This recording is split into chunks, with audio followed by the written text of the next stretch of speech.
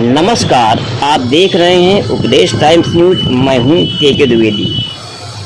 शहर की जानी मानी स्त्री रोग विशेषज्ञ डॉक्टर सीमा द्विवेदी ने बांझपन के बढ़ते मामलों पर महत्वपूर्ण जानकारी साझा की। उन्होंने कहा कि महिलाओं में पीसीओएस, थायराइड, हार्मोनल असंतुलन, ट्यूब ब्लॉकेज और बढ़ती उम्र प्रमुख कारण बनते हैं।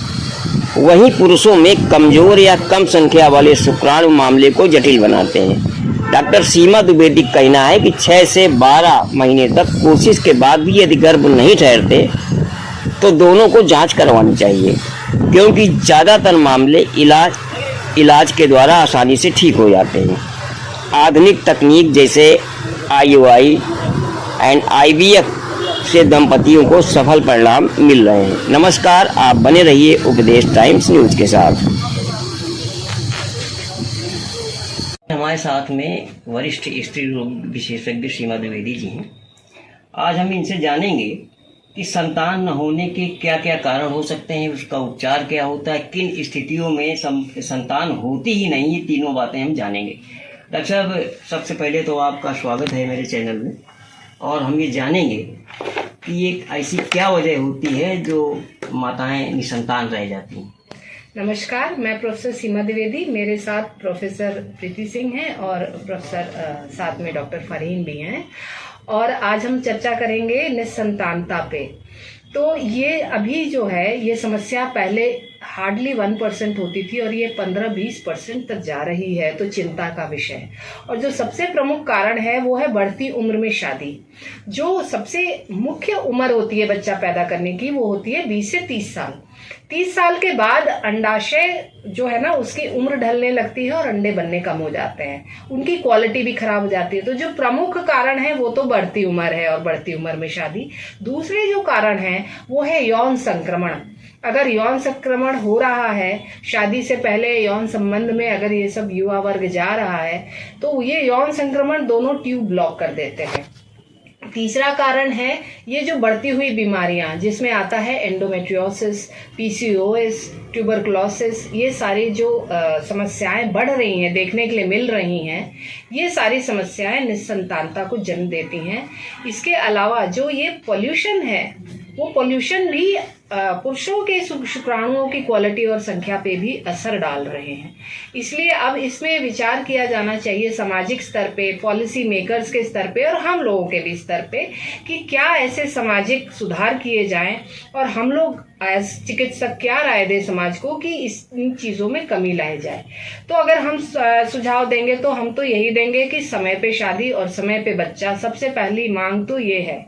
और दूसरा ये है कि आपको जो है यौन स्वास्थ्य पे और यौन शिक्षा पे ध्यान देना पड़ेगा, ताकि यौन स्वच्छंदता ना हो करके यौन शुचिता हो, ये आवश्यक है। और तीसरा कि कोई भी हार्मोनल डिसबैलेंस है या कोई भी बीमारी है उसका समय रहते हुए उचित इलाज कराएं, ताकि वो बढ़े ना और निसंतानता को जन्म दे। इसके लिए शादी के 1 साल जब हो जाते हैं तो 1 साल में अगर स्वतः अपना गर्भधारण नहीं होता है तो शादी होने के साथ में रहने के 1 साल बाद अगर बच्चा नहीं आया तो अवश्य अपना इलाज कराना चाहिए। सिर्फ स्त्री ही जिम्मेदार नहीं होती निसंतानता के लिए, दोनों पक्ष जिम्मेदार होते हैं। इसीलिए दोनों की उचित समय पे सही जांचें और सही इलाज, ये बहुत आवश्यक है। अच्छा, आज का खान पान जो चल रहा है, क्या इसका भी कुछ इस पे असर आता है? बिल्कुल, बहुत असर आता है। देखिए, जैसा आप खाते हैं वैसा होता है तन, वैसा मन और वैसा जीवन।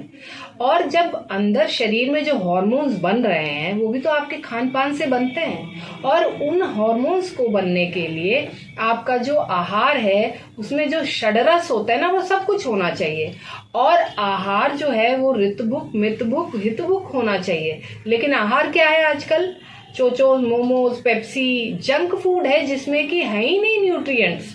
और वो बॉडी को जो न्यूट्रिएंट्स आवश्यक हैं उसी से हार्मोन्स बनते हैं, उसी से अंडाशय से अंडा निकलता है, उसी से शुक्राणुओं में शक्ति होती है जिससे कि वो अंडे तक पहुंच पाए पूरा अपना सफर तय करके। लेकिन अगर शक्तिहीन भोजन होगा, न्यूट्रिएंट्स ही नहीं है, तो फिर ये सारी चीजें संभव ही नहीं हो पाएंगी। इसीलिए फार्मा कंपनी भी तरह तरह के माइक्रो न्यूट्रिएंट्स, एंटीऑक्सीडेंट्स के साथ आ गई हैं कि ये खिलाइए वो खिलाइए, लेकिन अपना आहार भी तो अच्छा सात्विक संतुलित और संस्कारित होना चाहिए। डॉक्टर साहब, खान पान की अगर हमने बात की है तो ये भी हम जानना चाहेंगे कि लोगों को किन चीज़ों को अवॉइड करना चाहिए और किन चीज़ों का जीवन में अपने उपयोग खान पान में करना चाहिए।